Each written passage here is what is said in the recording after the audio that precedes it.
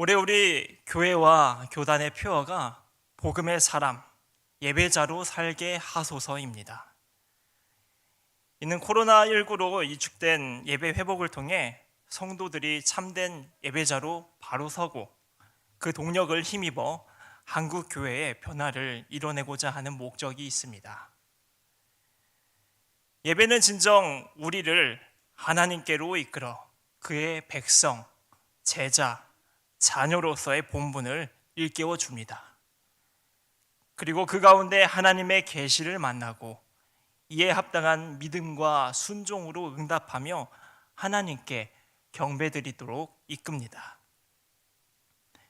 이와 같은 예배에 참석한 예배자는 마치 시내산에서 여호와를 대면한 모세와 같은 심정으로 변화산에서 변모한 예수 그리스도의 실체를 마주보고 경험하고 있는 베드로, 야고보, 요한과 같은 존재가 되어서 예배를 드려야 할 것입니다. 그래서 오늘은 우리가 참된 예배자로 거듭나기 위해 알아야 할 예배 상식과 신앙적 자세를 살펴보고자 합니다. 첫 번째는 예배당 강단 구조에 담긴 신학적 의미입니다. 개신교의 교회 내부를 보면 보통 강단과 회중석 두 구조로 나눠져 있습니다. 강단은 하나님의 말씀이 전해지고 성찬을 집례하는 거룩한 공간의 의미를 갖고 있고, 회중석은 그 말씀에 응답하고 성찬에 참여하는 하나님의 백성이 머무는 공간적 의미를 갖고 있습니다. 특히 이 강단을 가톨릭과 정교회에선 연단과 제단이라고 부르는데, 일반 신자들에게는 통제되고 사제들만 오를 수 있도록 할 만큼 그 공간의 거룩성에 대해 실제적 의미를 부여하고 있습니다. 개신교의 경우엔 그 의미를 상징적으로 축소하고 그에 맞춰 강단 위에 성구들도 간소화했습니다. 하지만 하나님의 말씀과 또 성찬을 통해 임하시는 우리 주님을 영적으로 만나는 공간적 의미를 갖고 있는 만큼 우리도 강단보단 성단으로 표현하고 그 의미를 잘 기억하며 예배를 드린다면 하나님께는 더 큰 영광을, 우리의 신앙엔 깊은 유익이 있을 거라 생각됩니다. 보통 성단 위에 있는 구조물엔 십자가와 성찬상, 설교대와 인도대라는 성구들이 있습니다. 그런데 교회마다 성단의 구조에 조금씩 차이가 있다는 것을 경험한 적이 있을 겁니다. 우리 교회와 같은 구조로 되어 있는 곳, 성당 가운데 설교대 하나만 놓은 곳, 설교대, 인도대, 그리고 하나 더 기도대까지 추가해서 3개를 세워놓고 예배를 드리는 곳도 있습니다. 가톨릭과 달리 우리 개신교는 교단이 만든 헌법의 정치와 교리, 그리고 예배 모범 외에는 개교회별로 자율적으로 하는 것이 특징이자 상례이기 때문에 어느 것이 정답이고 표준이라고 말할 수는 없을 것입니다. 하지만 그럼에도 이 성구들이 담고 있는 신학적 의미를 헤아려 보면 합리적인 구조는 있습니다. 초대교회의 예배는 크게 성찬과 말씀 중심이었습니다. 둘 중 성찬의 비중이 좀 더 높긴 했지만 말씀도 놓치지 않았습니다. 오늘날의 가톨릭은 균형감이 있지만 이와 같은 초대교회의 예배 모범은 중세 가톨릭에서 끊어져 말씀은 거의 전하지 않고 성찬의 비중을 대폭 늘리는 예배의 형태를 갖추게 됩니다. 이후 하나님의 말씀인 성경을, 그 성경의 높은 가치를 설파한 종교개혁자를 통해 개신교가 생겨나고, 개혁교회 예배는 말씀 중시의 형태를 갖추며 기존 성찬상만 있던 성단 위에 설교대를 세웠습니다. 그러나 종교개혁 시대에 성단의 구조가 정립되지 못했고 이후 19세기 서구의 개혁교회들이 주도한 예배 회복 운동을 통해서 성구의 의미와 함께 성단의 구조가 정리되었습니다. 그 내용은 그리스도와 하나 되고 영적 교제를 나누는 장인 성찬상을 초대교회 때와 같이 성단 중앙에 배치하고 예배자들이 올려드리는 단과 하나님이 내려주시는 단을 구분했습니다. 그러곤 예배자가 올려드리는 단을 인도되라 이름하고 예배자가 하나님께 올려드리는 단을 인도되라 이름하고 거기서 예배를 인도하고 기도하고 찬송을 불렀습니다. 하나님이 내려주시는 단은 가시적으로 크게 만들어서 설교대라 이름하고 거기선 성경 봉독과 설교 말씀과 축도를 하였습니다. 그리스도와 하나 되는 성찬, 하나님의 계시를 듣는 말씀, 기도와 찬양으로 올려드리는 성도의 경배와 응답, 이 세 가지의 의미를 성찬상과 설교대와 인도대에 담아 예배자들이 마음과 뜻과 정성을 다해 하나님께 더 높은 영광을 올려드리고 성도에겐 신앙에 유익이 있을 수 있도록 성단의 구조를 고민하고 예배의 의미를 더해 준 것입니다. 자칫 오해해서 이 교회 저 교회 성단의 구조가 맞고 틀리고 묻고 따지시면 안 됩니다. 이것을 말씀드린 까닭은 각 성구들의 담긴 의미를 기억하며 우리의 예배 중 인도대에서 기도 순서가 진행될 때 함께 진실된 마음으로 정성을 모아 기도를 드리고 설교대에서 성경 봉독과 설교 말씀을 보고 들을 때 그 말씀의 뜻을 온전히 경청하고 성찬상에서 성찬식이 거행될 때 멍하고 있는 것이 아닌 정말 그리스도와 내가 하나 되고자 하는 마음을 다하며 참된 예배를 드리는 우리들이 될 수 있길 바라는 마음에서 말씀드린 것이기 때문에 그저 성단의 구조만 묻고 따지며 본질은 잊어버리고 형식만 갖춘 우리들이 되어서는 안 됩니다. 두 번째로 성단에 장식된 꽃과 색에 담긴 신학적 의미를 살펴보겠습니다. 교회마다 보통 성단에 꽃장식을 한 것을 볼 수 있습니다.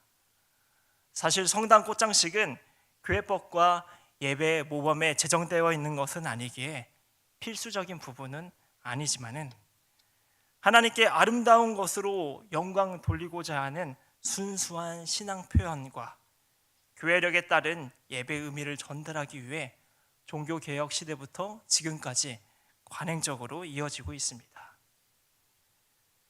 그러나 간혹 인간의 욕심이 들어가서 헌화한 자신을 드러내기 위해 과하고 웅장하게 꽃장식을 하며 사람들에게 생색을 내는 경우가 있습니다. 그리고 또 본인들이 대표적인 절기에 그 절기에 헌화하고 싶어서 이를 두고 다투는 모습을 본 적도 있습니다. 성단의 꽃장식은 필수는 아니지만 앞서 말씀드린 바와 같이 관례상 의미를 따라 헌화를 하는 사람은 크고 작음을 떠나 자신의 정성을 그 꽃에 담아 하나님께 드려야 하고 교회력에 따른 예배의 의미를 반영해야 합니다.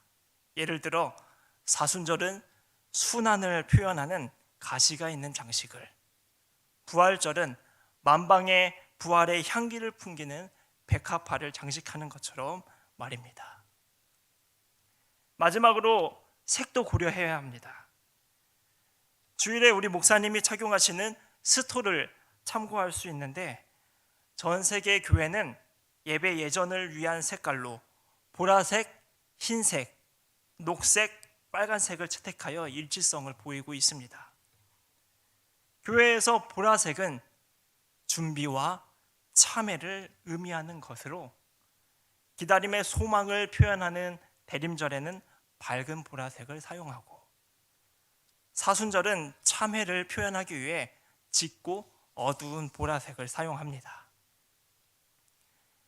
흰색은 순결과 거룩함 등 하나님의 심성을 나타내고 새로운 출발을 의미하는 색상으로 성탄절과 부활절 그리고 삼위일체 주일에 사용합니다. 녹색은 번영과 성장을 표하는 색상으로 그리스도인의 성장과 교회의 발전을 의미하며 주연절과 성령 강림주일 이후 약 6개월 동안 사용합니다. 빨간색은 불과 피를 상징하는 색상으로 하나님을 향한 열심과 순교, 성령의 의미를 가지고 기본적으로 성령 강림 주일에 사용하고 자율에 따라서 고난 주간에 사용하기도 합니다.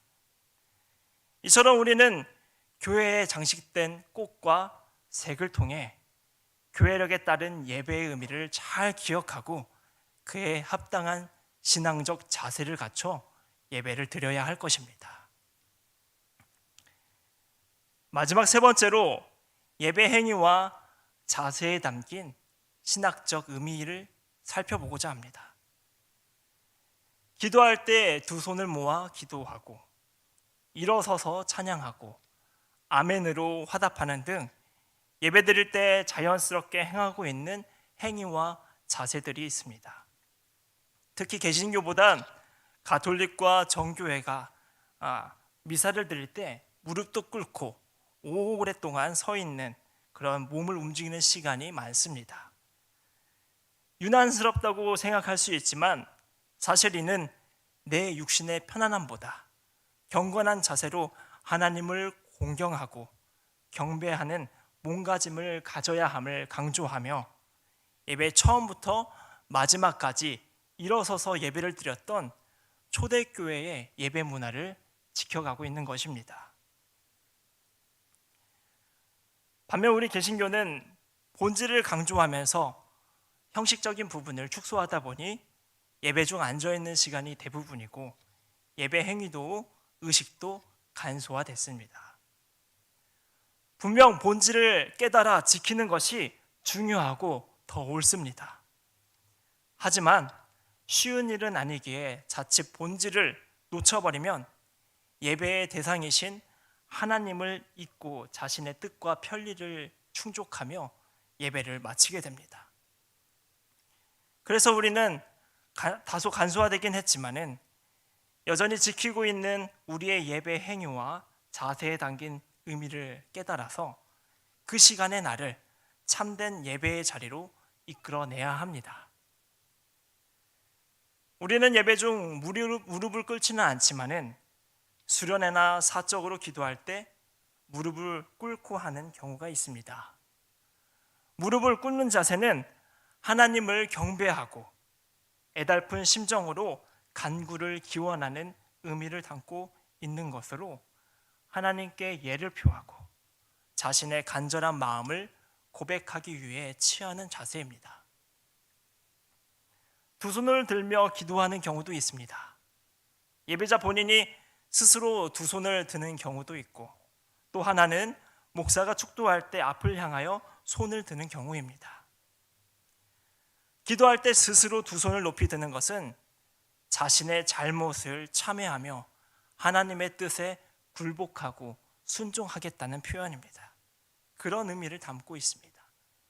그리고 하나님이 복 내려주심을 선언하는 목사의 축도 때 두 손을 앞으로 드는 것은 선언하는 그 내용이 회중에게 전해지는 것을 의미하고, 회중은 그 내용이 실제 이루어질 것을 믿으며 아멘으로 화답하는 것입니다. 어느 교회든 설교 시간에는 앉아서 예배를 드립니다.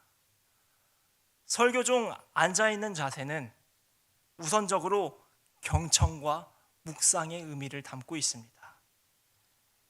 그저 우리 편안하고 앉아서 설교 듣는 것이 아니라 모든 감각을 하나님 말씀에 집중해 경청하고 묵상하라고 앉아있는 자세입니다. 일어서서 드리는 순서가 있습니다. 찬송과 성경 봉독이 진행될 때입니다. 찬송할 때 일어서는 이유는 하나님을 거룩하게 높여 드리는 자세입니다. 세계의 개혁교회는 예배 중 찬송을 부를 때 보통 자리에서 일어섭니다. 신학교 채플에서도 모든 찬송 시간은 일어서서 찬송을 불렀습니다. 하지만 한국 개혁교회는 선교사님들의 배려로 바닥에 앉아 지내는 좌식 문화가 초기 교회에 정착되고 오늘날까지 이르게 되면서 대부분 앉아서 찬송을 부르는 게 관행이 되었습니다. 이 관행은 마찬가지로 성경 봉독에도 영향을 미쳤습니다. 존엄한 하나님의 말씀을 듣는 것이란 곧 하나님 만나는 순간이었기에 구약에서 예스라가 율법서를 봉독할 때 모든 회중이 일어섰음을 보여주고 있고, 이는 기독교 예배의 역사에서도 꾸준히 지켜 이어졌습니다. 하지만 한국교회는 앞서 말씀드린 좌식 문화의 영향으로 성경 봉독 시간에 앉아있는 자세를 취하고 있는데, 이는 한번 숙고해 봐야 할 문제가 아닐까 생각이 됩니다. 아무쪼록 예배 중 일어서는 자세는 거룩하시고 존엄한 하나님 앞에 경의를 표하고 예를 갖춰 정성으로 찬양을 드리고 말씀을 받기 위해 행하는 행동입니다. 물론 앉아 있어도 하나님께 정성껏 찬양하고 공손한 마음으로 말씀을 받을 수 있습니다. 그러나 우리의 생활을 돌아보면 이런 형식의 도움을 받아 본질을 더욱 잘 챙기는 경우들이 있습니다. 예를 들어 법정에서 법관이 들어오면 사건 관계인과 방청객들이 모두 일어납니다. 그 이유는 법관에 대한 존중과 경의를 표하는 하나의 형식인데, 그 형식을 통해 법정에 있는 사람들은 엄숙하고 진지하게 재판에 임하게 됩니다. 국가의 공식 행사나 국가 대항전이 있을 때 국가에 대한 예를 표하기 위해 국민의례와 애국가를 부르는 격식 절차가 있는데, 그 시간을 통해 누군가는 마음에 애국심이라는 꽃이 피어오르게 됩니다. 이처럼 예배 중 일어서서 찬송을 부르고 성경 말씀을 들을 때 기립자세에 담긴 의미를 통해 하나님에 대한 사랑과 경외감이 일어나 높은 영광을 드리고 더 깊은 예배의 자리를 나아갈 수 있게 되는 것입니다.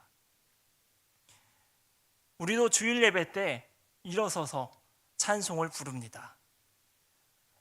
앞으로는 꼭 기억하시면 좋겠습니다.